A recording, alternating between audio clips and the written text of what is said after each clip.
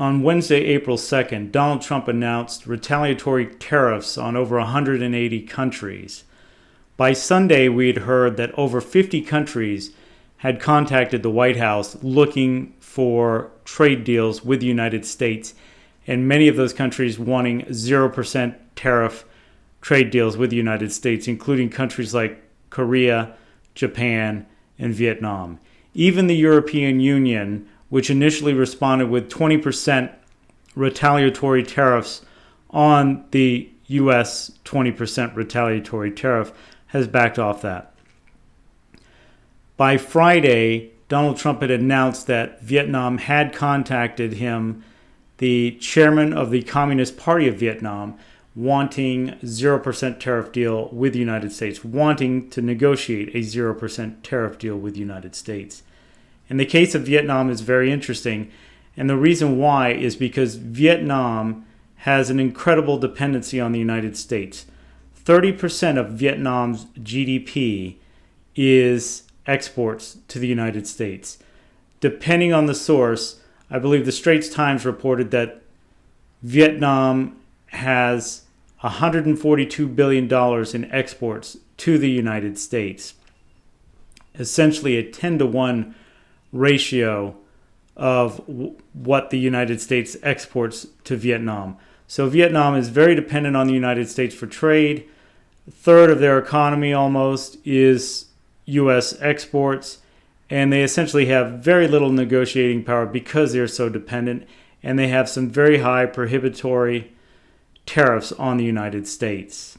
Now, in the days after the Trump reciprocal tariffs announcement, a parade of billionaires and money managers went on CNBC and Bloomberg to go after the Trump administration as being a bullying country and the absurdity of Trump's 46% tariff rates on a country like Vietnam, which, according to many guests on CNBC and Bloomberg, was only tariffing the United States at 5%. Well, that was somewhat of a half-truth. In the days leading up to the Trump announcement, on March 31st, just 2 days before, Vietnam slashed a lot of its tariff rates on the United States. And by slashed, it kind of depends on what the product was. They cut the tariffs on chicken thighs, almonds, apples, cherries, wooden products.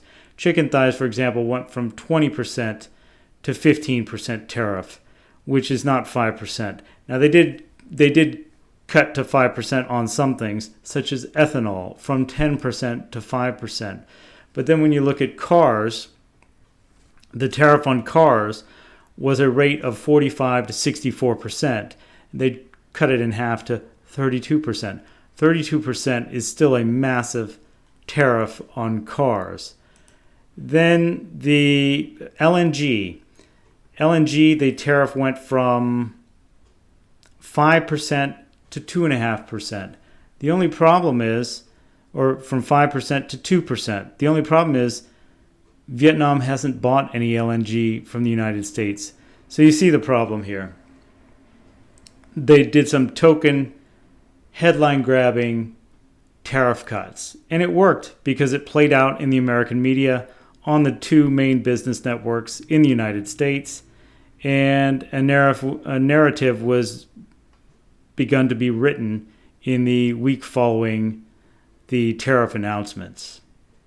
The narrative that's put out there regarding Vietnam is that Vietnam only does low-value, sweatshop labor type work. For instance, making apparel or making shoes. This is one of the arguments. I put out some short videos on this last week. And one of the main arguments against the United States is, does the United States want to be doing these sweatshop type of jobs?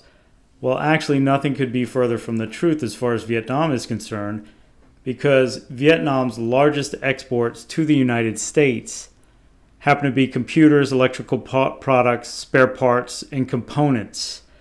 They exported $22 billion worth of these products, or 19.42%. Almost 20% of Vietnam's total exports are computers and electrical products. The second largest category is machine equipment, tools, and instruments. $22 billion, 18%. Only in the third category do you get to textiles and garments at 13%.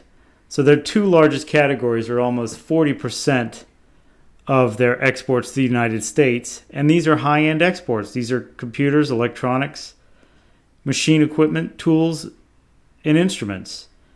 And incidentally, the next category is telephones, mobile phones, and parts, which is 8%. Vietnam is the second largest phone exporter in the world. They produce most of Samsung's phones in Vietnam. The last statistic I saw, I believe, was for 2022. Vietnam produced 60% of Samsung's phones. So Vietnam is not producing the low-cost products. Footwear is only 6.9%, under 7% of Vietnam's exports to the United States are footwear. Then you have, above that, 7.5% wood and wooden products. Everything else becomes a rounding error when you get below this. You're going down to plastic products, fishery products, handbags, and so on down the line. So Vietnam's main exports to the United States are not sweatshop type products. These are high-tech products. They're the kinds of products that the United States doesn't make anymore because these industries have been taken offshore to other countries. What does the United States export to Vietnam? Well, some of the same things, just in much lower quantities. Computers and electrical products is our number one export to Vietnam at 28%. Then other products at 10%. Not sure what other products are. Then the third category is machine equipment, tools, and instruments at 7%. Then below that, you get to animal fodder, plastics, cotton as a raw material to go into their textile industry, chemicals. Then you're into agricultural products, fruits and vegetables, pharmaceutical products, and so on. This is getting down to the 3% range. So over the past 20 years, the United States has developed a massive trade deficit with Vietnam. And how did this come about? Well, it really took off after 2007, once Vietnam joined the WTO. And that gave Vietnam many more favorable trade deals around the world. And Vietnam has a number of trade deals with the European Union, with Britain, with the United States that are very favorable, while at the same time imposing very high tariffs on foreign products that are coming from the West, primarily the West. Vietnam also has some very good trade deals with the ASEAN countries of Southeast Asia and with China. Vietnam is a member of China's Plus One policy. This is a program that China developed to push exports through third-party countries, especially where the cost of labor was becoming too high in China and trade relations were becoming strained between China and other countries.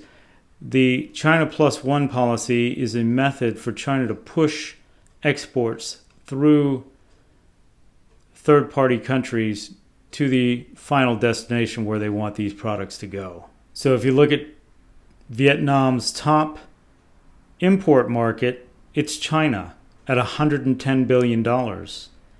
Its top export market being the United States, $142 billion, or whichever number you care to use.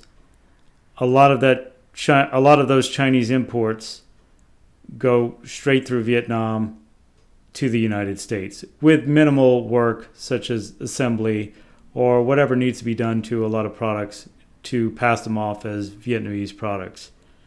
You can also see that South Korea, Japan, Taiwan also push a lot of products through Vietnam.